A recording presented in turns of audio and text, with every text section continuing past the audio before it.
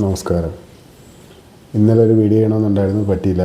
ഇന്നലെ വർക്കുണ്ടായിരുന്നു. ഒരു വണ്ടിക്ക് ഒരു i10 ഇവാപ്പറേറ്റർ ലീക്കായിരുന്നു. അപ്പോൾ അത് ക്ലീൻ ചെയ്തല്ല, അത് മാറി ഫിറ്റ് ചെയ്ത് ഡാഷ്ബോർഡൊക്കെ ഇളക്കി ഗ്യാസൊക്കെ അടിച്ച് സെറ്റാക്കി. നല്ല കൂളിംഗ് ഉണ്ട്. പിന്നെ കസ്റ്റമറും ഹാപ്പി, ഞാൻ ഹാപ്പി. ഇപ്പോൾ മഴയൊക്കെ ആയപ്പോൾ വർക്ക് കുറവാണ്. AC വർക്ക് കുറഞ്ഞു വരും. കാരണം ഈ മഴ വരുമ്പോഴത്തേക്ക് വണ്ടികളാരും അധികം ഇറക്കാറുമില്ല. ഇറക്കുമ്പോഴത്തേക്ക് ഈ തണുപ്പിൻ്റെ ഒരു വിഷയം അവർക്ക് വരുന്നില്ല. ചെറിയ ഇതാണെങ്കിലും തണുത്തോളും. പുറത്ത് നല്ല തണുപ്പുള്ളതുകൊണ്ട് നല്ല തണുപ്പ് കിട്ടും. പിന്നെ ഇലക്ട്രിക്കൽ വർക്ക്, ബാറ്ററിയൊക്കെ 2-3 മാറി, അങ്ങനെ കാര്യങ്ങളൊക്കെ നടന്നു പോകുന്നുണ്ട്. കുഴപ്പമൊന്നുമില്ല. പിന്നെ ഞാനിന്ന് ഒരു കാര്യത്തെപ്പറ്റി സംസാരിക്കണമെന്നും പറഞ്ഞ് തന്നെയാണ് വന്നത്. കാരണം വേറൊന്നുമില്ല, നമ്മുടെ പെൺകുട്ടികൾ ഇപ്പോൾ ഒരുപാട് പേര് സൂയിസൈഡ് ചെയ്യുന്നുണ്ട്. ഈ ഭർത്താവിൻ്റെ പീഡനം, ഇത് അമ്മായിയമ്മയുടെ പീഡനം, അമ്മായിയപ്പൻ്റെ പീഡനം, ഇതൊന്നും സഹിക്കാതെ നാത്തൂൻ്റെ പീഡനം, ഇതൊക്കെ സഹിക്കാൻ വയ്യാതെ കൊച്ചുങ്ങൾ ഒരുപാട് പേര് സൂയിസൈഡ് ചെയ്യുന്നുണ്ട്. പലരും പ്ലാൻ ചെയ്തുകൊണ്ടിരിക്കുന്നുണ്ട്. അതിലാരെങ്കിലും ഒരാൾ കേൾക്കണമെന്നുണ്ടെങ്കിൽ അത് ഒരു ഇതായിക്കോട്ടെ എന്ന് വിചാരിച്ച് തന്നെ അത് പറയാമെന്ന് വിചാരിച്ചത്.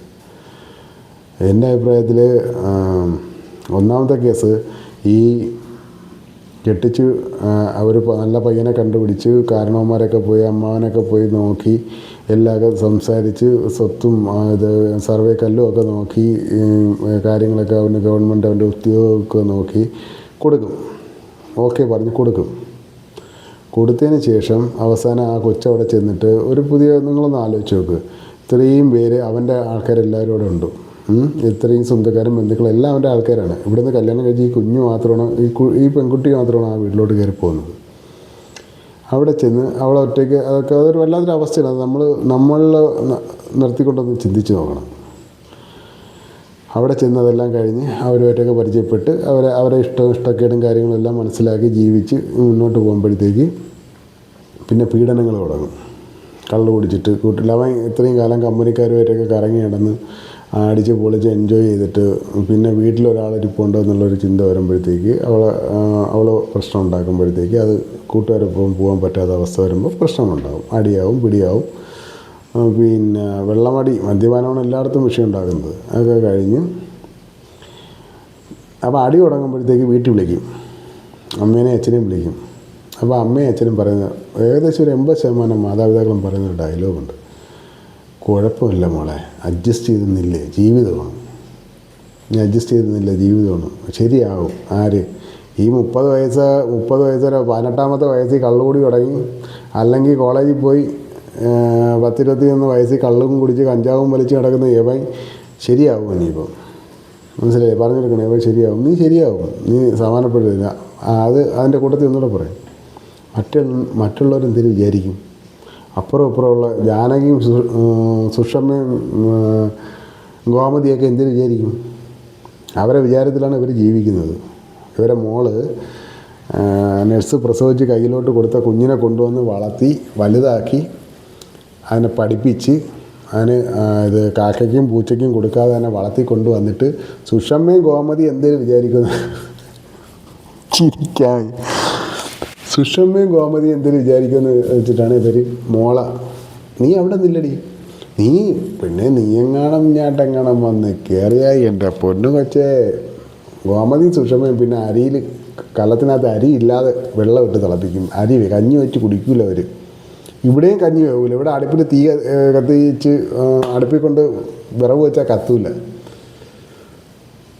ഇതിനെ വീണ്ടും കുത്തിത്തള്ളി അങ്ങോട്ട് പറഞ്ഞു വിടും. അവസാനം അത് നോക്കുമ്പോഴത്തേക്കാ കെട്ടിയ ഭർത്താവില്ല കൂടെ, അവരെ വീട്ടുകാരില്ല കൂടെ, ആ സ്വന്തം തന്തയും ഇല്ല, തള്ളയില്ല, അമ്മയില്ല, അച്ഛനുമില്ല, സഹോദരങ്ങളുമില്ല, ആരുടെടുത്തും പറയാൻ പറ്റാത്തൊരവസ്ഥ. എന്നാലെന്നെ കയറി തൂങ്ങിയല്ല ഇവരൊക്കെ ജീവിതകാലം മൊത്തവും ഇരുന്ന് കരയട്ടെന്ന് വിചാരിക്കും. ഞാൻ മരിച്ചല്ലോ, ഞാൻ ഇവരെ കാരണം മരിച്ചല്ലോ എന്നും പറഞ്ഞ് അവർ ദുഃഖിക്കുമെന്നാണ് ഇത് ചെയ്യാൻ പോണ, സൂയിസൈഡ് ചെയ്യാൻ പോണ താരം വിചാരിക്കുന്നതിനാണെന്നറിയാമോ? ഇത് വർഷങ്ങളോളം അവരിരുന്ന് ആലോചിച്ചു, ആ ചെറുക്കനൊക്കെ ഇരുന്ന് ആലോചിച്ചു, പിന്നെ തലയിൽ കല്ല് തൂണിലിടിച്ചിടിച്ച് കരയുമെന്നും പറഞ്ഞാണ് ചെയ്യുന്നത്. അങ്ങനെയൊന്നും അല്ല. കാലം മാറ്റാത്ത ഒരു മുറിവുകളുമില്ല. നിങ്ങൾ മരിച്ചാൽ നിങ്ങൾക്ക് പോയി. ഒരു പട്ടിയുടെ വില പോലും ജനങ്ങൾ തരില്ല. കാരണം അത്ര വെറുപ്പാണ്. മരിക്കാൻ ഇത്രയും ധൈര്യം കാണിക്കുന്ന നിങ്ങൾക്ക് ജീവിക്കാൻ എന്താ ബുദ്ധിമുട്ട്? അതിൻ്റെ 4-1 ധൈര്യം പോലും വേണ്ട ജീവിക്കുക. അന്തസ്സായിട്ട് ജീവിക്കണം. പറ്റൂലേ കളഞ്ഞിട്ട് വരണം. ഏതെങ്കിലും ഒരു ഷോപ്പിൽ പോയി ജോലി ചെയ്തിട്ട് വീട്ടിൽ വന്ന് വീട്ടിൽ കിടക്കാൻ ഒരു പാ മാത്രം മതിയെന്ന് പറഞ്ഞാൽ മതി. സന്തോഷമായിട്ട് ജീവിയില്ലേ. സ്വന്തം ഇഷ്ടത്തിന് ആഹാരം മേടിച്ച് വെച്ച്, സ്വന്തം ഇഷ്ടത്തിന് വസ്ത്രം ധരിച്ച്, സ്വന്തം ഇഷ്ടപ്പെട്ടവരടുത്ത് സംസാരിച്ച് ഒരു ജീവിതമല്ലേ ഉള്ളൂ. എൻജോയ് ചെയ്ത് ജീവിയില്ലേ, നോ പ്രോബ്ലം. അതിന് കാലാകാലം അവൻ്റെ അടി കൊണ്ട് കിടക്കണമെന്ന് ആരും പറയില്ല. സ്വന്തമായിട്ട് ഡിസിഷൻ എടുക്കാനുള്ള ഒരു ഇത് ഉണ്ടാവണം. മരിക്കാൻ മനസ്സ് കാണിക്കുന്നവർക്ക് അതുണ്ടാവും. അതുണ്ടാവാനുള്ള മനസ്സും കൂടെ ഉണ്ടാവണം, അത്രയും ധൈര്യമുള്ളവർക്ക്. മനസ്സിലായില്ലേ? അപ്പോൾ ഇതെല്ലാം കൊണ്ടുവന്ന് കെട്ടിച്ച് കൊടുത്തിട്ട് അവസാനം ഈ കൊച്ചു കയറി തൂങ്ങുമ്പോഴത്തേക്ക് അവൻ്റെ തലയ്ക്ക് ചെന്നിരുന്ന് കരഞ്ഞ് വിളിച്ച് എൻ്റെ മോളെ അവൻ കൊന്നേന്ന് പറഞ്ഞ് കരഞ്ഞിട്ട് പിന്നെ അടുത്ത കേസ് പറച്ചിലാണ്. ഇവരെ ശിഷ്ടജീവിതം ഉണ്ടല്ലേ, ഇവരെ ശിഷ്ടജീവിതം എന്ന് വെച്ചാൽ അവന് ശിക്ഷ മേടിച്ചു കൊടുക്കണം. സത്യത്തിൽ ശിക്ഷിക്കേണ്ടവരെയാണ്. മനസ്സിലായില്ലേ? എൻ്റെ അഭിപ്രായത്തിൽ ശിക്ഷിക്കേണ്ടവരെയാണ്. ആ കൊച്ചു വിളിച്ച് പറഞ്ഞു എനിക്കിവിടെ നിൽക്കാൻ പറ്റുന്നില്ല, മക്കളിഞ്ഞ് കയറി വാ, ഒറ്റ ഭാഗം മക്കളിഞ്ഞ് കയറി വാ, നീ നമുക്കുള്ളതാണ്, നമ്മൾ നോക്കിക്കോളാം, നീ ഇവിടെ നിനക്ക് ഇഷ്ടത്തിന് ജോലിക്ക് പോ. അങ്ങനെ പോകുന്ന കൂട്ടത്തിൽ കാലം മുന്നോട്ട് പോകുമ്പോൾ നിനക്ക് ഇഷ്ടപ്പെട്ട ഒരാളെ കാണുകയാണെങ്കിൽ നീ അവൻ്റെ കൂടെ ജീവിക്കുക. പറ്റില്ലെങ്കിൽ അവനെ കളയേ, കുഴപ്പമില്ല. എന്താ പ്രശ്നം? ഗോമതിക്ക് അരി വേവുന്നില്ലേ വേവണ്ട, സുശീലയ്ക്ക് അരി വേവുന്നില്ലേ വേവണ്ട. നീ നമ്മുടെ കൊച്ചാണ്. നമ്മൾ മരിക്കുന്നവരെ തണലായിട്ട് നിൻ്റെ മുകളിൽ നമ്മളുണ്ടാവും. നിൻ്റെ ഇഷ്ടത്തിന് ജീവിച്ചോ, നിൻ്റെ ജീവിതമാണ്. നിനക്ക് ഭരണഘടന അതിനുള്ള സ്വാതന്ത്ര്യം തരുന്നുണ്ട്, നീ ജീവിച്ചോ, നോ പ്രോബ്ലം. അങ്ങനെ പറഞ്ഞു കൊടുക്കണം മക്കൾക്ക്. അല്ലാതെ മോളൊന്ന് സഹിച്ച് നില്ലേ, അവൻ നന്നാവും. ഞാനൊരു ആണാണ്, ഞാനൊരു പുരുഷനാണ്. പുരുഷന്മാരുടെ മനഃശാസ്ത്രം വെച്ച് ഞാൻ പറയണം, അവൻ നന്നാവില്ല. അവൻ ഇതിൻ്റെ പുക കണ്ട് ഇതിൻ്റെ ഇഡ്ഡലിയും കഴിക്കാതെ അവൻ നന്നാവില്ല. അവൻ ഇഡ്ഡലി കഴിച്ചാലും അവൻ നന്നാവില്ല. അവൻ ഇഡ്ഡലി കഴിക്കില്ല. അവൻ മിക്കവാറും ഗോതമ്പുണ്ടിരിക്കും, അവൻ അകത്തായിരിക്കും. കാരണം അവൻ എന്തായാലും കൊടുക്കും, അത് ഉറപ്പാണല്ലോ. അപ്പോൾ സമയം ഒരുപാടായി, 7 മിനിറ്റ് കൂടുതലായി. 7 മിനിറ്റ് കൂടുതൽ ഞാൻ കത്തി വയ്ക്കുന്നില്ല. എനിക്ക് പറയാനുള്ള കാര്യം ഇതാണ്. പിന്നെ വേറെ ഇതും കൂടെ പറഞ്ഞുതരാം. എൻ്റെ പിള്ളേർ, അതായത് എൻ്റെ മക്കൾ, അവരെ കാണിച്ചിട്ടുണ്ടെന്ന് തോന്നുന്നു വീഡിയോയിൽ, ഷോർട്സിൽ കാണിച്ചിട്ടുണ്ട്. അവന്മാരെ യൂട്യൂബ് ചാനൽ തുടങ്ങി, എൻ്റെ കൂടെ തുടങ്ങിയതാണ്. അപ്പം അവന്മാർക്ക് 22 സബ്സ്ക്രൈബേഴ്സായി. എനിക്ക് 6 ആയിരുന്നു. ഒരു ആഴ്ച കൊണ്ട് 6 നിന്നിട്ട് ഒരു 7 ആപ്പം ഞാൻ ഇങ്ങനെ നോക്കിയിരുന്നു, ആയില്ല.